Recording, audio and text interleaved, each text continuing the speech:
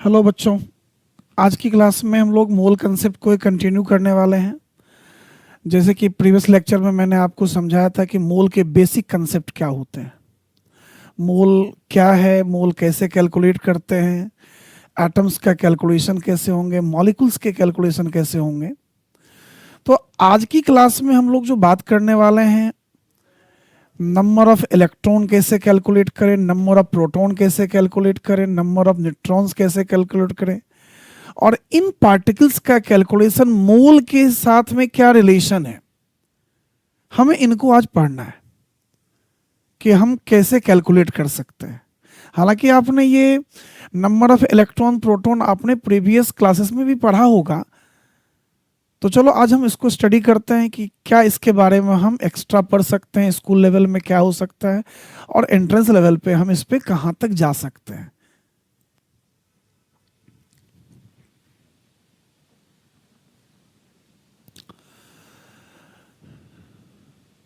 आज का जो टॉपिक है वो है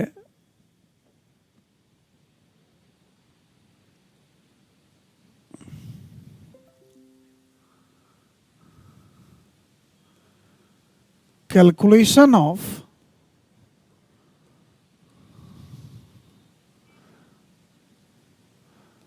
number of electron, proton and neutron.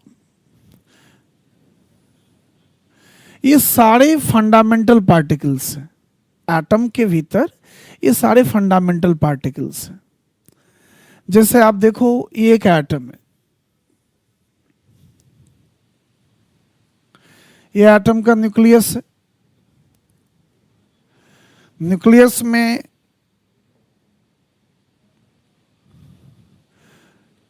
दो पार्टिकल है, प्रोटॉन और न्यूट्रॉन। और न्यूक्लियस के जो बाहर का सेल है, ऑर्बिट है, जो मर्जी कह लो, उधर इलेक्ट्रॉन रिवॉल्व करता है।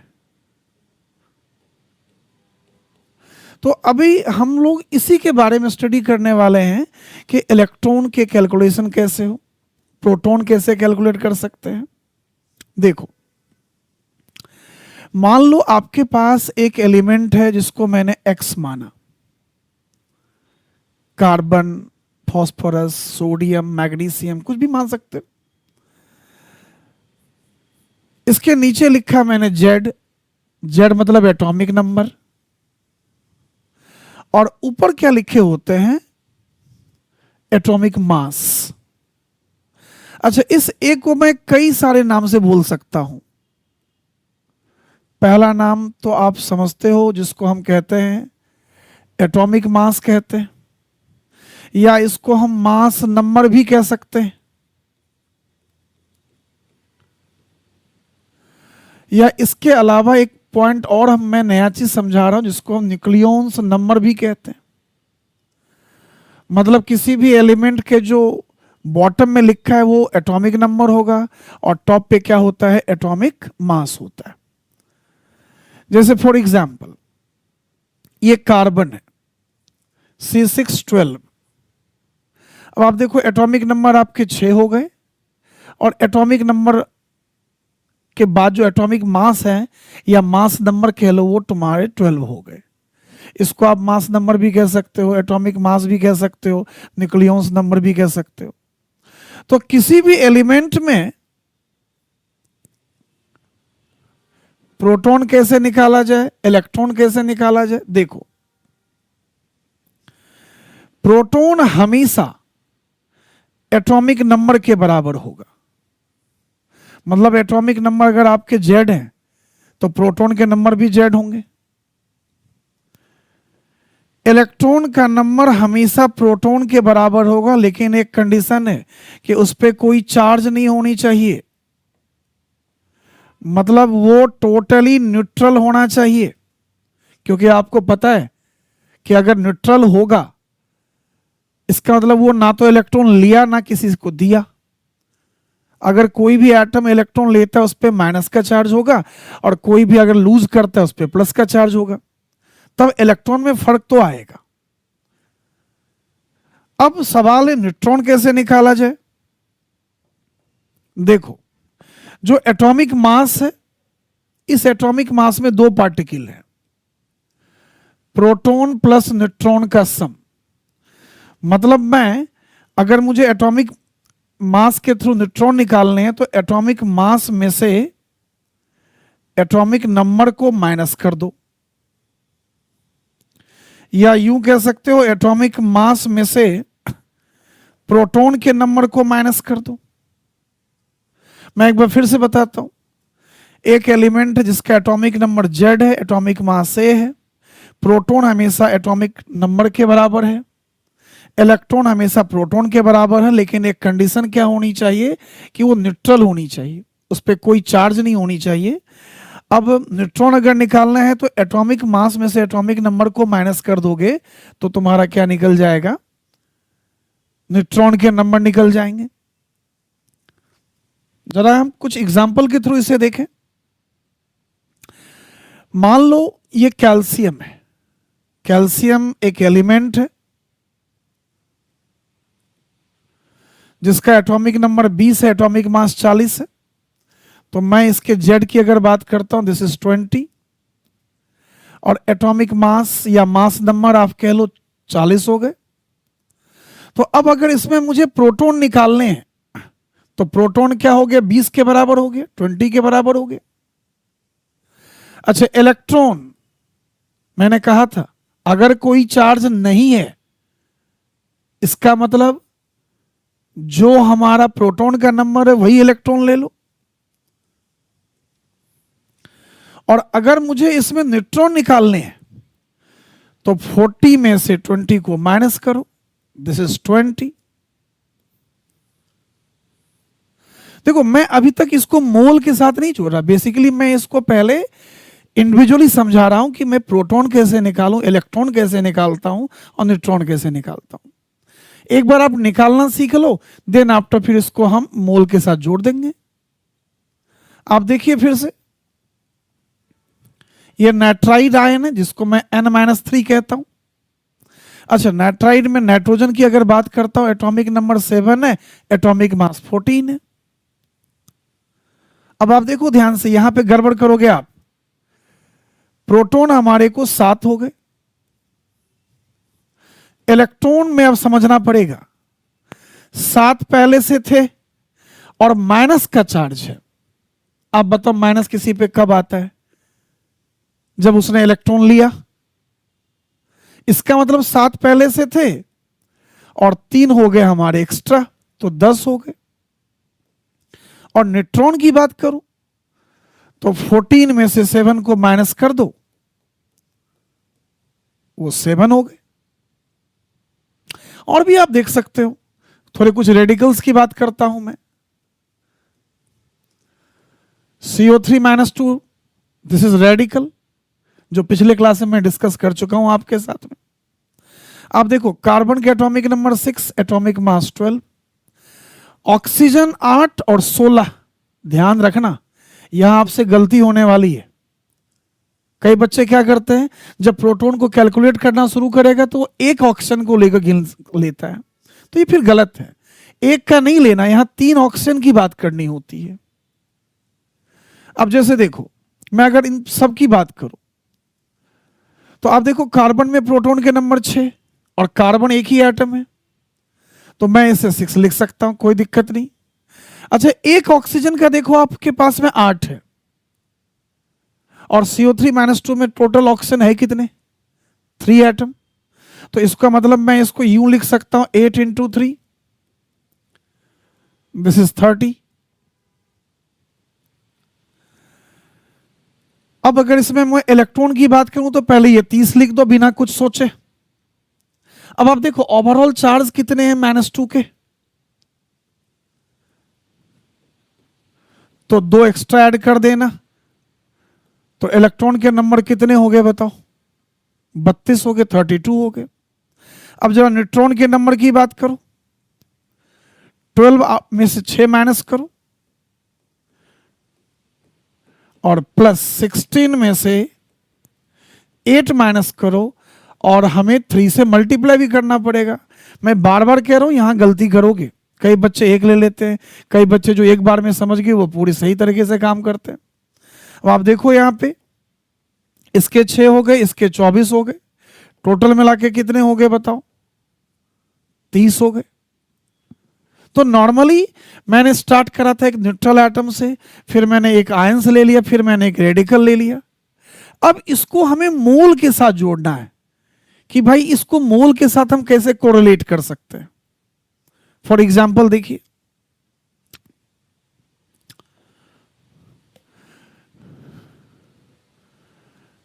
आप एक न्यूमेरिकल की बात देखो ध्यान से।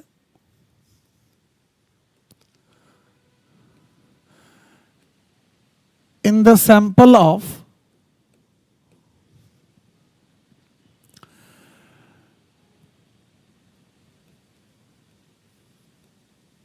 70 gram of nitrogen, find number of electron, proton and neutron। बड़ा बेसिक सा सवाल है ये। पहले मैंने आपको इलेक्ट्रॉन, प्रोटॉन, न्यूट्रॉन इंडिविजुअली समझाया, अब मैं इसको मोल से कोरिलेट करता हूं जहां आपको समझना है। मैं बार बार कहता हूं न्यूमेरिकल कोई भी हो, देखो सबसे पहली बात, न्यूमेरिकल कोई भी हो उसके इंफॉर्मेटिव डेटा को लिखो। 50% क्वेश्चन तो वही सॉल्व हो जाते हैं। फिर दिमाग लगाओ कि भैया कौन से फॉर्मूले लगाने हैं। फॉर्मूले बहुत, अभी तक मैंने मोल के 2 ही फॉर्मूले बात करा है, आज एक तीसरे फॉर्मूले की बात भी करूंगा। हाँ, उस 2 फॉर्मूले से मोल के क्या सवाल हो सकते हैं स्कूल लेवल पे, एंट्रेंस लेवल पे, वो सारी बातें मैंने करा है। तो अगर हमारा इंफॉर्मेशन है कि भाई नाइट्रोजन हमारा सैंपल है, कोई दिक्कत नहीं, नाइट्रोजन लिखा। अब आप देखो नाइट्रोजन के गिवन मास कितने हैं। नाइट्रोजन का जो गिवन मास है वो है 70 ग्राम। और मैंने पिछले क्लास से लेके आज तक की क्लास में एक ही बात कहता हूं, कोई भी न्यूमेरिकल हो सबसे पहले हमें फोकस करना है मोल के कैलकुलेशन पे। अगर मोल नहीं निकला, केवल इलेक्ट्रॉन, प्रोटॉन, न्यूट्रॉन निकाल दे, फिर भी आंसर गलत होने वाले हैं। तो अगर मैं देखूं 70 ग्राम हमारा गिवन मास है, तो सबसे पहले इसके मोलर मास को निकालो। एक नाइट्रोजन का 14, 2 का 28 और 28 ग्राम पर मोल बोलोगे आप। इस हिसाब से अगर सबसे पहले मैं मोल को निकालता हूं तो गिवन मास अपॉन मोलर मास। अब बताओ, ये हमारे मोल हो गए, ऊपर में ग्राम थे, नीचे में ग्राम पर मोल था, तो ग्राम ग्राम पूरे कैंसिल हो गए। तो मोल का फाइनल वैल्यू क्या हो गया जरा सोचो, 70/28 मोल हो गया। मतलब हमने ये वो मोल निकाला है जो हमारे सैंपल में दे रखा था। अब सबसे पहले देखो क्या करना है। अब नाइट्रोजन का पहले एटॉमिक नंबर लिखो, एटॉमिक मास लिखो। ये 7 है, ये 14 है। सबसे पहले प्रोटॉन निकालो। देखो एक नाइट्रोजन में 7 प्रोटॉन है, 2 नाइट्रोजन है, तो हमारे कितने हो जाएंगे 14। अब ये जो 14 प्रोटॉन है ये एक नाइट्रोजन के मोल में है, और इस सैंपल का मोल कितने आ गए जरा बताओ, 70/28। इसको सिंप्लीफाई भी कर सकते हैं। तो इसको मतलब मैं और सिंप्लीफाई कैसे कर सकता हूं जरा देखो इसको, 7 4 जा एंड 7 10, दिस इज 10/4। तो अब एक मोल में 14 प्रोटॉन है, तो 10/4 में मल्टीप्लाई करना है। और मैंने पिछले क्लास में भी बताया था, जब भी किसी का आपको नंबर कहा जाए तो एवोगैड्रो नंबर से मल्टीप्लाई करना बहुत जरूरी है। आपने सारा काम किया, अगर एवोगैड्रो नंबर से मल्टीप्लाई नहीं किया, इसका मतलब आपके आंसर गलत है। सिमिलरली मैं अगर इलेक्ट्रॉन की बात करूं, तो जितने हमारे को प्रोटॉन है उतने हमारे को इलेक्ट्रॉन है, क्योंकि कोई चार्ज तो है नहीं। तो चलो 14 यहां भी मैंने मान लिया, 1 का 7, 2 का 14 हो जाएगा। अब यहां पे मोल कितने हो गए 10/4, और इनटू क्या लिख सकते हो, एवोगैड्रो नंबर। अब जरा न्यूट्रॉन की बात करूं, तो 14 में से 7 लेकिन 2 नाइट्रोजन है, 2 से मल्टीप्लाई, तो बताओ ये भी 14 हो गया। और इसको मैं क्या कह सकता हूं, 10/4, और इनटू क्या लिखने वाला हूं बताओ, एवोगैड्रो नंबर। मतलब इसको फाइनल कर भी सकते हो, फाइनल नहीं भी कर सकते हो, ऐसे भी छोड़ दो कि कोई दिक्कत नहीं है। मैं एक बार फिर से समरी करता हूं। हमारे पास एक सैंपल था कि भाई नाइट्रोजन के 70 ग्राम है, 70 ग्राम है। आप बताओ 70 ग्राम में आपके पास कितने इलेक्ट्रॉन, प्रोटॉन, न्यूट्रॉन है।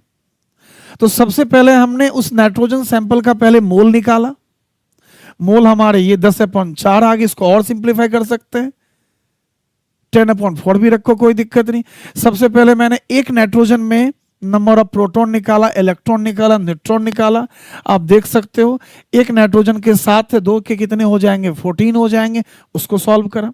अच्छा, एक मोल में 14 प्रोटॉन है, तो 10/4 मोल में कितने हो जाएंगे बताओ, मल्टीप्लाई कर देना है। और बार बार जो आप बच्चों से गलती होगी, आप लास्ट में क्या करते हो, एवोगैड्रो से मल्टीप्लाई नहीं करते हो। तो ये आपको करनी पड़ेगी, क्योंकि मोल मैंने पहली क्लास में पहला वर्ड ही सिखाया था, the collection of Avogadro number. अगर आप एवोगैड्रो को डिनाई करोगे, इग्नोर करोगे, तो आपके आंसर बिल्कुल गलत होंगे। सो बी केयरफुल, याद रखो इस चीज को। तो एक सवाल मैं समझाया, एक सवाल मैं आपको देता हूं, जरा ट्राई करो, नहीं तो फिर मैं समझाता हूं। देखो जरा,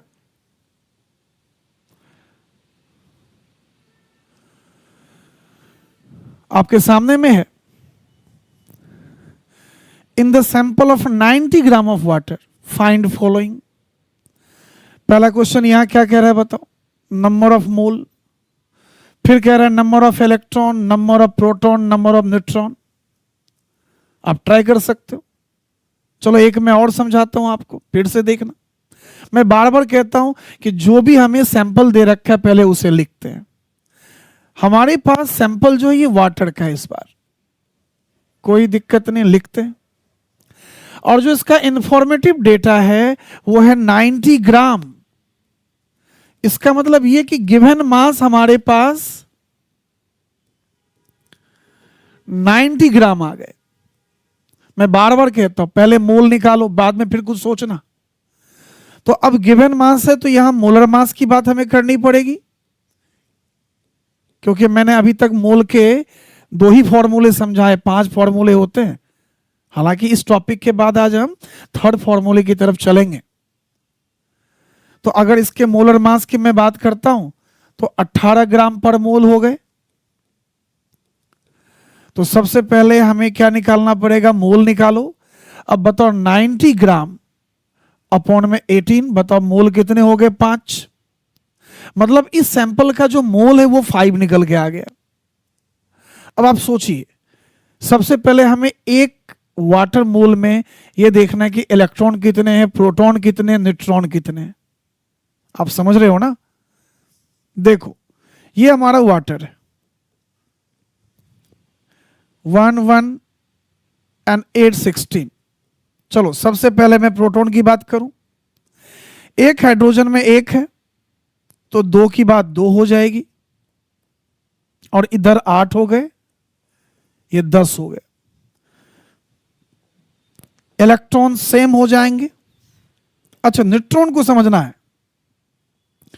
देखो 1 में से 1 माइनस गया, मल्टीप्लाई बाय 2, क्योंकि मैंने कह रखा है कि एटॉमिक मास में से एटॉमिक नंबर को तुम्हें माइनस करना है। अब बताओ इसको भी जोड़ना पड़ेगा, 16 में से 8 माइनस करो। अब बताओ 1 में से 1 तो तुम्हारे 0 हो लिए, 0 मल्टीप्लाई बाय 2 तो 0 ही होंगे, ये तुम्हारे 8 हो गए। ध्यान देना, अभी ये जितने भी इलेक्ट्रॉन, प्रोटॉन, न्यूट्रॉन की बात मैंने करा, ये 1 मोल वाटर में बात करा। लेकिन आप देखिए हमें 90 ग्राम में निकालना है, तो 90 ग्राम का जो सैंपल का मोल निकल गया वो 5। तो 1 मोल में 10 है, तो बताओ 5 मोल में क्या करोगे, 5 से मल्टीप्लाई कर सकते हो। और मल्टीप्लाई मैं बार बार समझा रहा हूं कि एवोगैड्रो नंबर को भूलोगे नहीं, एवोगैड्रो नंबर होनी चाहिए। मोल शुरू भी एवोगैड्रो से और खत्म भी एवोगैड्रो पे होना है। सिमिलरली मैं इसको भी 5 से करूंगा क्योंकि हमें 90 ग्राम ऑफ वाटर में चाहिए, और हम निकाल चुके हैं कि भाई 90 ग्राम पानी में टोटल नंबर ऑफ मोल कितने हैं आपके।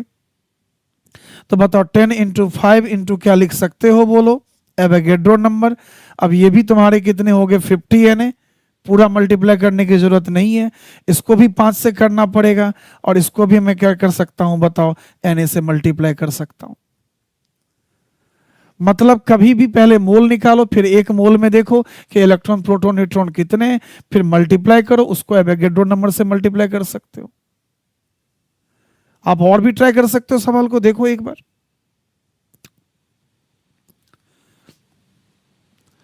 आपके पास एक सवाल ये भी है, एक न्यूमेरिकल ये भी है। क्या कह रहा है, इन 70 gram of the N-3 ion find the number of electron proton neutron. चलो एक बार फिर से इसे भी करते। मैं बार बार एक ही बात समझा रहा हूं आप सबको, जो इंफॉर्मेटिव डेटा है पहले आप उसे लिखिए, 50% न्यूमेरिकल वही क्लियर। चलो ये हमारा डेटा है N-3। अब देखो कि N-3 का जो मास है, जिसे हम गिवन मास कह सकते हैं, गिवन मास इज 70 ग्राम। और मैंने बार बार कहा है कि पहले मोल निकालो, बिना मोल निकाले हम बात नहीं कर सकते। तो अब मुझे बताओ, सबसे पहले इसका अगर मैं मोल निकालता हूं तो गिवन मास 70 हो गए, इसका मोलर मास 14 है, और 70/14। और मैंने लास्ट लेक्चर में मैंने सिखा रखा है आप सबको कि इलेक्ट्रॉन के लेने और देने से मास पे कोई फर्क नहीं पड़ता, क्योंकि इलेक्ट्रॉन का मास नेग्लिजिबल है, वो मैं बता चुका हूं आप सबको। तो इसका मतलब अगर देखूंगा तो मैं 5 मोल हो गए हमारे पास में। अब इस सैंपल के मोल हो गए 5। अब हमें पहले एक मोल में देखना है कि इलेक्ट्रॉन कितने हैं, प्रोटॉन कितने हैं, न्यूट्रॉन कितने हैं। आप देखिए, जो मैं अभी आपको सिखा रहा हूं, सिखा चुका हूं, 7 14। चलो प्रोटॉन हमारे एक मोल में है 7, 7 ही है, और 5 मोल आ गए इंटू 5 एंड इंटू क्या कर सकते हो, Avogadro number. So answer will be 35 Na। Electron में थोड़ा डिफरेंस आएगा, पहले से 7 थे, 3 और ले लिए। बताओ 7 और 3 मिला के कितने हो गए 10। एक मोल में 10 है, 5 मल्टीप्लाई कर दो into Avogadro number, this is the 50 Na। और न्यूट्रॉन की बात करता हूं तो 14 में से 7 को माइनस कर दो, इंटू क्या करो 5 मोल करना पड़ेगा अपने को, और into Avogadro number. So answer is 35 है ना, ये भी हमारा सेम नंबर आने वाला है। तो अब मैं इतना उम्मीद कर सकता हूं कि इन एग्जाम्पल से आप इलेक्ट्रॉन प्रोटॉन जो मोल से कनेक्टेड है वो आप कैलकुलेट कर सकते हो। तो अभी तक की क्लास में हमने मोल के 2 कंसेप्ट को सीखा है, एक था गिवन मास, एक था गिवन नंबर, और मैं आपको बोल चुका हूं मोल के 5। अब हम तीसरे कंसेप्ट की तरफ चलने वाले हैं, जिसे कि एनटीए सिलेबस से हटा चुका है।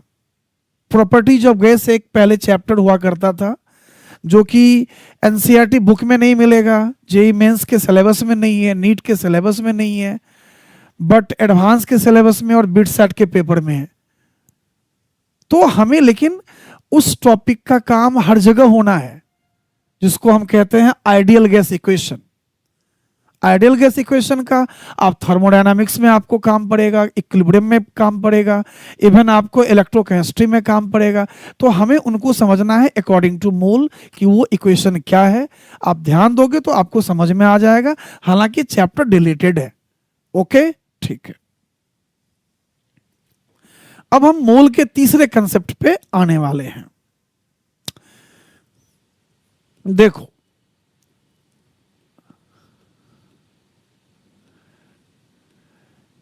आइडियल गैस इक्वेशन कहा जाता है, या इसी को हम केमिस्ट्री में मास्टर गैस इक्वेशन भी कहते हैं। एक्चुअल में ये जो है, ये टॉपिक कहां है, प्रॉपर्टीज ऑफ गैस का है। ध्यान से देखो,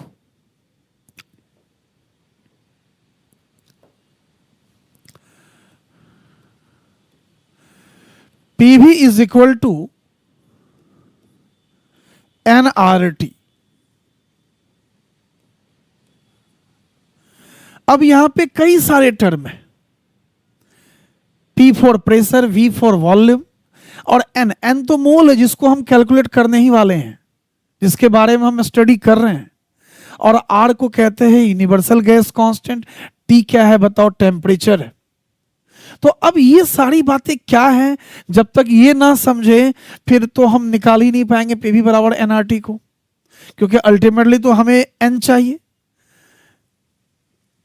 मोल का मैं अगर इससे निकालता हूं, मोल को कैसे निकाल सकता हूं, PV अपॉन में RT। अब आप समझो कि मोल तो तभी निकलेगा जब प्रेशर के यूनिट को समझ पाओगे, वॉल्यूम को समझ पाओगे, गैस कांस्टेंट को समझ पाओगे, टेम्परेचर क्या उनको समझ पाओगे। बिना इसके समझे मोल को आप नहीं समझ सकते, क्योंकि इसी टॉपिक का कनेक्शन अगला मोल का कंसेप्ट है, जिसको हम एसटीपी और एनटीपी बोलते हैं। ये नहीं सीखोगे तो वो रटने वाली बात हो जाएगी, ये सीख लोगे तो एसटीपी एनटीपी पे कौन सा वॉल्यूम क्यों हो रहा है वो आपको क्लियरली समझ में आने वाला है, रटने वाली बात नहीं होगी। तो चलो सबसे पहले मैं प्रेशर की बात करता हूं कि प्रेशर का यूनिट क्या है।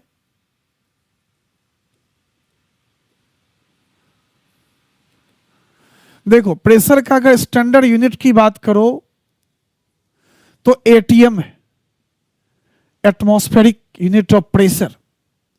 मैं जिस कमरे में पढ़ा रहा हूं, आप जहां बैठे हो वहां का प्रेशर क्या है बताओ, 1 ATM। आप डेप्थ ऑफ द सी में जाओगे प्रेशर बढ़ जाता है, हाई एल्टीट्यूड पे पहाड़ों पे जाओगे प्रेशर घट जाता है, लेकिन अर्थ के सरफेस पे जहां कहीं भी हो प्रेशर 1 ATM। अच्छा, 1 ATM जो वैल्यू है वो 760 मिलीमीटर ऑफ मरकरी होते हैं। अब ये मरकरी क्या है मैं इसके बारे में भी बात करूंगा, ये मिलीमीटर ऑफ मरकरी क्यों लिखते हैं। अच्छा, या 760 मिलीमीटर को मैं 76 सेंटीमीटर ऑफ मरकरी भी बोल सकता हूं। हाँ, आप मिलीमीटर को सेंटीमीटर में कन्वर्ट कर सकते हो, कोई दिक्कत नहीं है। अच्छा, एक बात और समझो, 1 बार प्रेशर का यूनिट बार भी है। अच्छा, 1 बार को मैं 0.9 केमिस्ट्री ये कहती है, या राउंड ऑफ मैं कर दूं तो 1 ATM बोल सकते हो, 0.98 है तो 0.98 को तो आप 1 ATM बोल ही सकते हो। अच्छा, इसका एसआई सिस्टम भी है, प्रेशर का एसआई सिस्टम क्या होता है, न्यूटन पर मीटर स्क्वायर, जिसको हम पास्कल भी कहते हैं। जैसे 1 ATM का वैल्यू मैं अगर देखता हूं तो 1.01 इंटू 10 का पावर क्या है बताओ, 5 पास्कल हो सकते हैं। कई जगह 10 का पावर 5 पास्कल ही बोला जाता है। तो ये प्रेशर के यूनिट है जो हमें इस इक्वेशन में काम आएगा। अब जरा मैं वॉल्यूम की बात कर दूं। देखो, मैं इस इक्वेशन को बार बार हटा नहीं रहा ताकि आपको समझ में आ जाए कि किसके बारे में यहां बात की जा रही है। हमने प्रेशर को पढ़ लिया, जरा वॉल्यूम की बात करते हैं। वॉल्यूम ऑफ गैस, चूंकि हम गैस की बात कर रहे हैं, जो होगा वो वॉल्यूम ऑफ कंटेनर की बात होगी। जो कंटेनर का वॉल्यूम है वही गैस का भी वॉल्यूम होता है बच्चों। हां, जो कंटेनर का वॉल्यूम है वही गैस का भी वॉल्यूम है। जैसे मान लो ये कंटेनर है,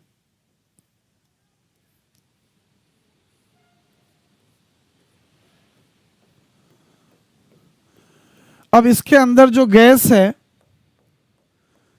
तो जो इस कंटेनर का वॉल्यूम होगा वही गैस का वॉल्यूम होगा। आप मान लो इस रूम में, इस रूम की लंबाई, चौड़ाई, ऊंचाई, लेंथ, ब्रेथ, हाइट सब है, तो इस रूम का वॉल्यूम क्या होगा, जो गैस का वॉल्यूम है, जो गैस का वॉल्यूम है रूम का वॉल्यूम होगा। अब इसके यूनिट की बात करोगे तो इसको लीटर में लिखना है तुम्हें। अच्छा, 1 डेसीमीटर क्यूब, कई बार न्यूमेरिकल में ये डेसीमीटर क्यूब के टर्म तुमको मिलेंगे। 1 डेसीमीटर क्यूब को आप 1 लीटर बोलोगे, कहीं 10 डेसीमीटर क्यूब मतलब 10 लीटर का वॉल्यूम हो गया। अच्छा 1 सीसी, अच्छा 1 सीसी को आप 1 क्यूबिक सेंटीमीटर भी बोल सकते हो, या उसे आप 1 ml भी कह सकते हो। मतलब ये कह सकता हूं कि भाई 1 लीटर में 1000 सीसी है, या ये कह सकता हूं कि 1 डेसीमीटर क्यूब में 10⁻³ सीसी होंगे। देखो, जब तक यूनिट को ढंग से नहीं सीखोगे न्यूमेरिकल अच्छे अच्छे नहीं बनेंगे। अच्छा फिर से देखो, 1 मीटर क्यूब में 10⁻³ लीटर, 1000 लीटर होते हैं। या मैं लिटरली इसको बोल सकता हूं 1 मीटर क्यूब में लिख सकता हूं मैं 10⁻³ डेसीमीटर क्यूब भी लिख सकता हूं। तो ये थी वॉल्यूम की कहानी। प्रेशर की कहानी ऑलरेडी मैंने बोल दिया। अब जरा मैं गैस कांस्टेंट की बात आपको समझाता हूं। पीवी इजिकल टू क्या बोलूंगा मैं, एनआरटी। देखो, हमने प्रेशर की बात कर लिया, हमने वॉल्यूम की बात कर लिया। अब जरा सा मैं आर की बात करता हूं। ये आर क्या है? आर को मैं कहता हूं गैस कांस्टेंट।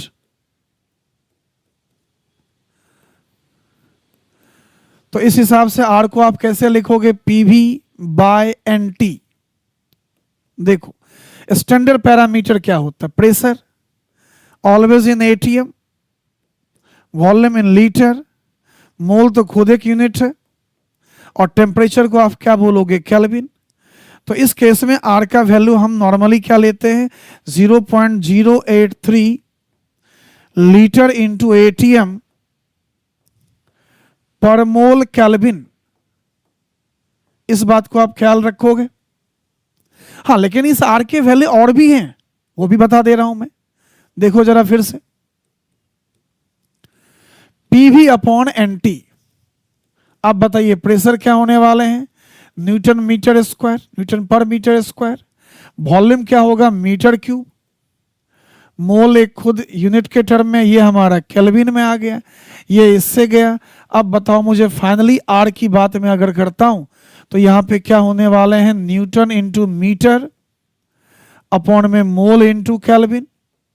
आप फिजिक्स में पढ़ते हो force into displacement, work done होगा। इसका मतलब आर की मैं बात करूं तो ये तुम्हारे जूल हो गए, वर्क डन जूल में होते हैं, जूल पर मोल केल्विन। इसका यूनिट अगर देखोगे तो 8.314 जूल पर मोल केल्विन की बात कर सकते हो। बट इस इक्वेशन में इस आर के वैल्यू को यूज नहीं करना। ये कहां यूज करोगे, थर्मोडायनामिक्स में, जब जूल की बात होगी। जब लीटर ATM की बात होगी तो हमेशा इस वैल्यू को टेकन करना है, इसको कभी यूज नहीं करना। आर की वैल्यू और भी हो सकते, कैलोरी में भी होती है। अगर मैं आर की वैल्यू कैलोरी सिस्टम में देखूं, 1.98 कैलोरी की बात कर लूं मैं, कैलोरी पर मोल केल्विन, जिसको मैं राउंड ऑफ करके 2 भी लिख सकता हूं। इसको आप अर्ग में भी कन्वर्ट कर सकते हो, 1 जूल बराबर 10⁻7 अर्ग। मुद्दे की बात ये नहीं, मुद्दे की बात है कि इस चैप्टर में, इस पार्ट में, मोल के पार्ट में अगर मोल निकालना है तो इन सब वैल्यू को आर यूज नहीं कर सकते। इसमें हमेशा इस आर को यूज करना पड़ेगा। तो अभी तक हमने क्या देखा, प्रेशर देखा, वॉल्यूम देखा, मोल तो हमें देखना ही है, आर देखा। जरा आप टेम्परेचर की बात भी मैं कर लूं। देखो बच्चों,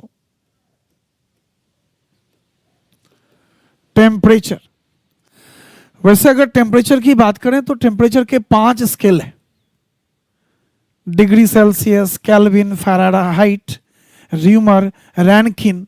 तो र्यूमर और रैनकिन जो है वो हमें नहीं पढ़ना है। जरा मैं इस 3 की बात करता हूं मैं आपसे, ध्यान से देखो ताकि समझ में आ जाए।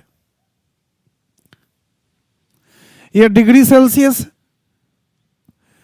ये फ़ारेनहाइट, और ये केल्विन है। देखो हर स्केल का 2 पॉइंट है, जो टॉप में पॉइंट है उसको कहते हैं यूएफपी, अपर फिक्स पॉइंट, और जो बॉटम में है, जैसे ये बॉटम है, इसको आप क्या बोलोगे, एलएफपी। एलएफपी का मतलब है लोअर फिक्स पॉइंट, और यूएफपी का मतलब है अपर फिक्स पॉइंट। हर एक स्केल के ही होंगे। अब डिग्री की बात करता हूं तो 100, ये 0 हो गए। फ़ारेनहाइट की बात करूंगा 212 है, ये 32 हो गए। इसकी बात करता हूं 373 है, ये 273 हो गए। अब सवाल है ये लिख क्यों रहा हूं। देखो कभी भी एंट्रेंस में टेम्परेचर हमेशा डिग्री में नहीं आ सकता, हो सकता है कि तुम्हें फ़ारेनहाइट में दे दे, तो हमें उसको केल्विन में लाना है, तब वहां फंसोगे फिर। तो अगर मैं रिलेशन निकाल लूं डिग्री सेल्सियस, फ़ारेनहाइट और केल्विन के बीच में, फिर हमें न्यूमेरिकल में दिक्कत होगी नहीं। अब जरा सा देखो क्या कहानी है। एक फॉर्मूला है जिसको मैं कहता हूं reading, reading minus LFP upon में यूएफपी माइनस एलएफपी बराबर कांस्टेंट। इसका मतलब क्या है, जरा ये समझाता हूं। देखो सबसे पहले इस रीडिंग की बात करो, सेल्सियस वाली रीडिंग है। अब देखो सेल्सियस का जो लोअर फिक्स पॉइंट है वो 0 है,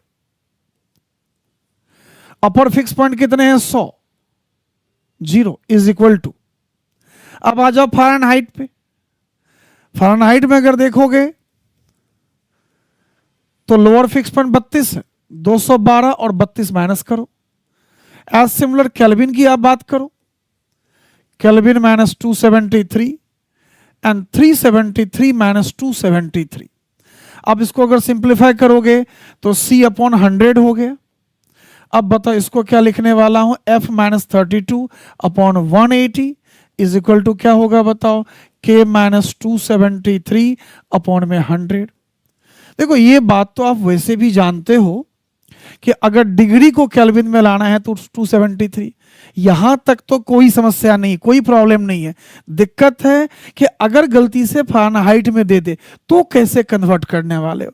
तो इस रिलेशन को यूज कर सकते हो। अगर हमें फ़ारेनहाइट दे दे और हमें केल्विन में लाना है तो इस दोनों को इक्वेट कर सकते हो, और वो इक्वेट तुम आसानी से कर पाओगे। समझ रहे हो मेरी बात को। तो अभी तक हमने देखो PV is equal to NRT में क्या क्या सीखा। पी देख लिया, वॉल्यूम देखा, एन देखा, आर देखा, टी देखा। अब जरा देखते हैं कि इसके सवाल कैसे हो सकते, या थोड़ा मैं इसको मॉडिफिकेशन की भी बात कर देता हूं मैं, फिर इसके न्यूमेरिकल की बात करूंगा मैं। देखो बच्चे, पीवी बराबर एनआरटी। अब साइड टर्म को मैंने समझ चुका हूं। अच्छा, मैं अगर यहां पे मोल निकालता हूं तो क्या लिखूंगा, पीवी अपॉन में आरटी। अब जरा सोचिए, अगर आपसे मोल निकल गया इन सारे टर्म को यूज करने के बाद, आप चाहे मॉलिक्यूल्स निकाल लो, चाहे एटम निकाल लो, चाहे इलेक्ट्रॉन निकाल लो, चाहे प्रोटॉन निकाल लो, चाहे न्यूट्रॉन निकाल लो, जो मर्जी है वो आप फाइंड आउट कर सकते हो। बिल्कुल, क्योंकि मोल हमारे को मिल गया। अब जरा मैं इसको थोड़े दूसरे टर्म में समझाता हूं। कई बार आप देखोगे इसके सवाल मिलेंगे। हालांकि मैं इस चैप्टर में ज्यादा डेप्थ में नहीं जाऊंगा इस कंसेप्ट को लेकर के, बट इस कंसेप्ट का हर जगह यूज है फिजिकल केमिस्ट्री में, चाहे मोल, चाहे स्ट्रक्चर, चाहे थर्मो, हर जगह यूज है, तो हमें पढ़ने की जरूरत है। अब देखो जरा मैं मॉडिफाई करता हूं। मोल को मैं लिख सकता हूं गिवन मास अपॉन मोलर मास। आरटी तो कांस्टेंट है जो मैंने आपको सिखाया।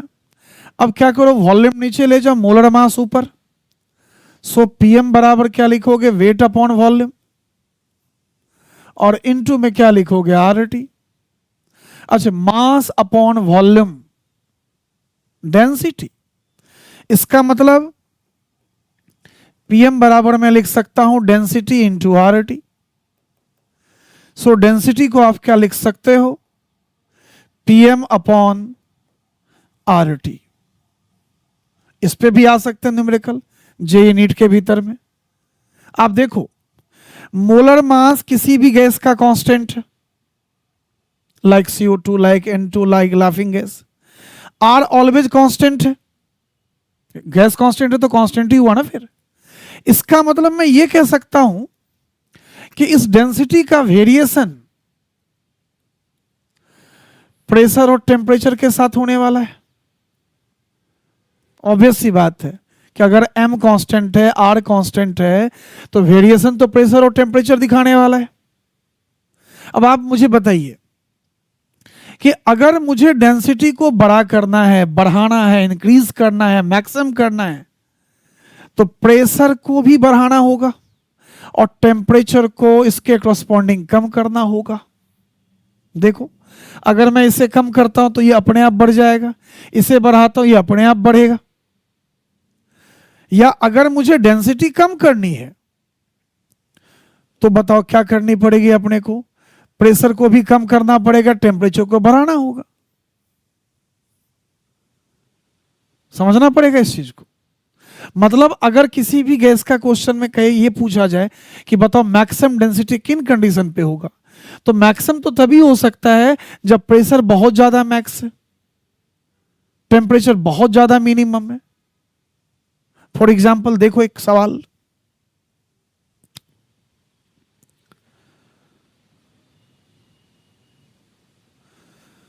जरा इस सवाल को देखो, क्या कह रहा है आपसे?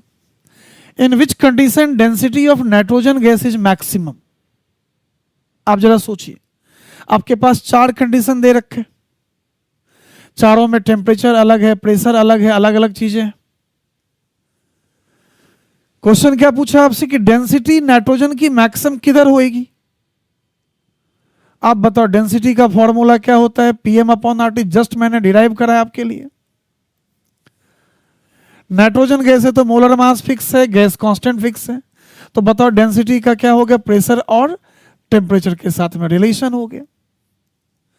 अब डेंसिटी उसी की ज्यादा होगी जिसके प्रेशर ज्यादा है, टेम्परेचर कम है। अब देखो, सबसे ज्यादा टेम्परेचर कम 2 केस में है, एक तो 50 केल्विन, 50 केल्विन, ये तो लाइन से हट गए। अब देखो 50 केल्विन इधर भी है बट यहां 10 ATM है, मतलब प्रेशर बहुत ज्यादा है, टेम्परेचर बहुत कम है।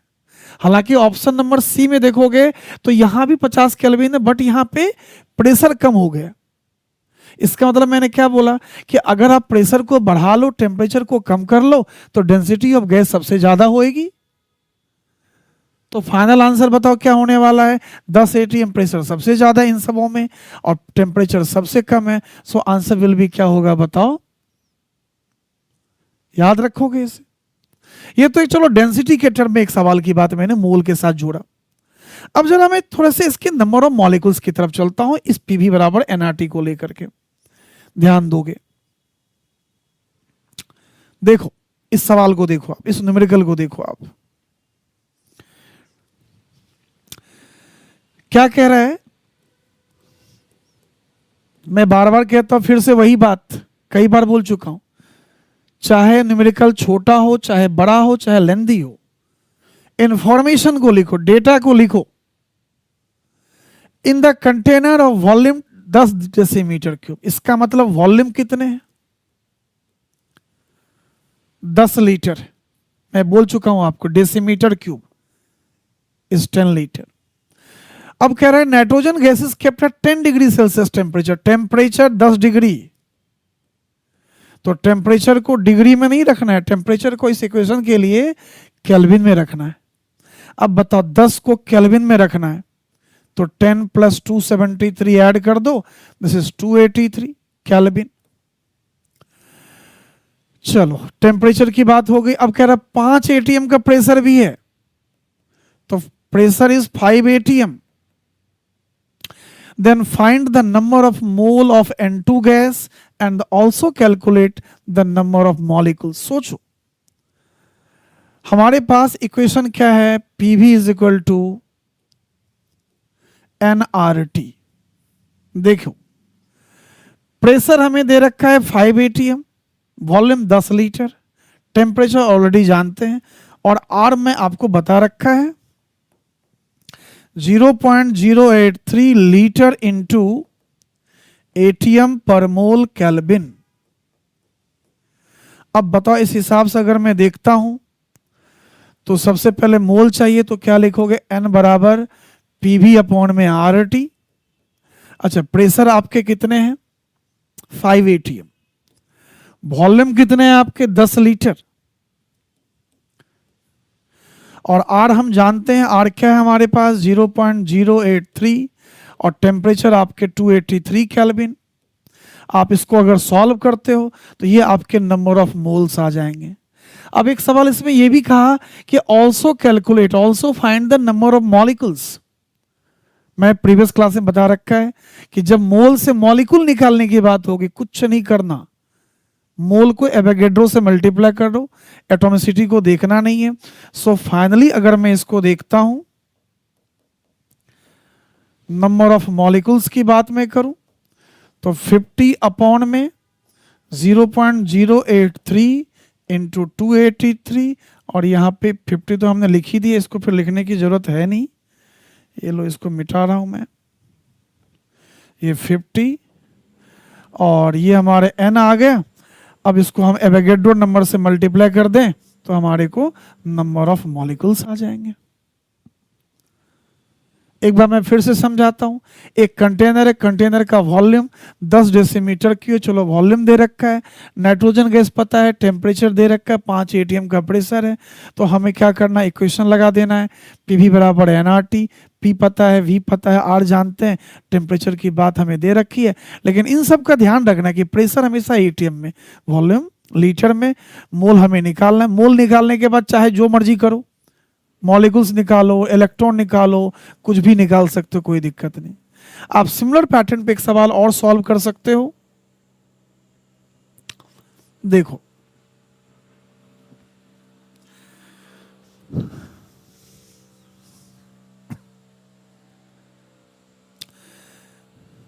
एज सिमिलर सवाल ये भी है, क्या कह रहा है कि 132 ग्राम ऑफ CO2। चलो, हमारे पास एक सिलेंडर है, इस सिलेंडर में CO2 गैस है और इसका गिवन मास तुम्हें दे रखा है कितने, 132 ग्राम। तो सबसे पहले इसका मोल निकालो, बार बार कहता हूं मोल निकालो, 132 upon 44, this is 3 mole. Yes, अब देखो टेम्परेचर आपके पास दे रखा है 27, 27 में 273 ऐड कर दो, दिस इज द 300 केल्विन, कोई दिक्कत नहीं। हाँ, वॉल्यूम कितने हैं, 5 डेसीमीटर क्यूब, 5 लीटर हो गए वॉल्यूम तुम्हारे। अब कह रहा है कि how much pressure exerted by the CO2 gas, P निकालना आपको है। बताओ, पीवी बराबर में अगर बात करता हूं तो nRT। अब देखो, हमें वॉल्यूम पता है, मोल पता चल गया, आर पता है, टी पता है, तो बताओ इस हिसाब से पीवी बराबर में क्या लिख सकता हूं, nRT। तो पी निकालना है तो क्या लिखोगे, nRT अपॉन में वी लिख सकते हो। अच्छा, मोल आपके कितने हो गए, 3 मोल हो गए। आर कितने, 0.083 लीटर एटीएम हो गए। और टेम्परेचर आपके कितने हैं बताओ, 300 केल्विन हो गए, डिग्री को केल्विन में लेके आया था। और वॉल्यूम आपके कितने हो गए बताओ, 5 डेसीमीटर क्यूब, मतलब 5 लीटर की बात मैंने कर दिया।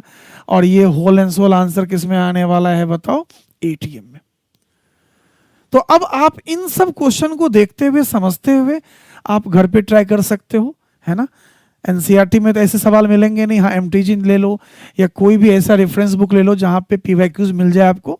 और पीवाईक्यूज ज़्यादा करना जरूरी है। आप ऐसा लगा लो कि हर चैप्टर में, देखो ये तो मोल कंसेप्ट की सेकेंड लेक्चर है, हर चैप्टर में कम से कम 300+ क्वेश्चन करो along with NCERT. NCERT must, बिना एनसीईआरटी करे कुछ नहीं होने वाला।